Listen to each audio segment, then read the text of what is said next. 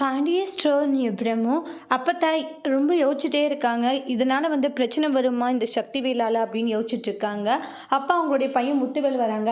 அப்பதான் பிறந்தநாள் வாழ்த்துக்கள் அப்படின்னு சொல்லி அவங்களுக்கு விஷஸ் பண்ணி அவங்க காலில் விழுந்து ஆசீர்வாதமும் வாங்கிக்கிறாங்க. அப்ப இங்க பாருங்க அப்பதான் எந்த ஒரு பிரச்சனையும் வராது. நீங்க கவலைப்பட்டுக்கிட்டு இருக்கீங்கன்றாங்க.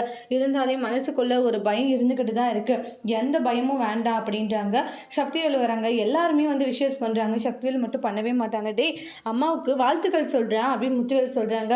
நம்மளுடைய வாழ்த்துக்கள் எல்லாம் ஆத்தாவுக்கு பெரிய விஷயமா படாதுன்னு ஆத்தாவுக்கு பெரிய விஷயமா படுற ஒரே ஒரு வாழ்த்து அவங்க பொண்ணு கோமதி தான் அப்படின்றாங்க. சக்திவேலு நான் ஒன்னே ஒன்று தாண்டா கேட்க ஆசைப்படுறேன்றாங்க. தயவு செஞ்சு எந்த காரணத்தை கொண்டும் நீ கோமதி வீட்டு ஆளுங்கிட்ட பிரச்சனை பண்ணிடக்கூடாதுடா, அதுதான்டா எனக்கு வேணுன்றாங்க. எனக்கு அதை மட்டும் நீ சத்தியம் பண்ணி கொடு.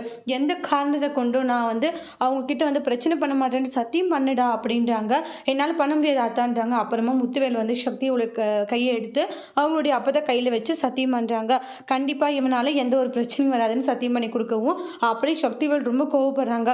ஆத்தா நீ இப்படி பண்ணுறல கண்டிப்பாக விட மாட்டேன்ற மாதிரி தான் செம காண்டு நின்றுகிட்டு இருக்காங்க. அடுத்து வரக்கூடிய பிரமுவில் அந்த பிறந்தநாள் விழா நல்லபடியாக முடிய போதா, பிரச்சனை வரப்போதான்னு வெயிட் பண்ணி பார்க்கலாம். தேங்க்யூ.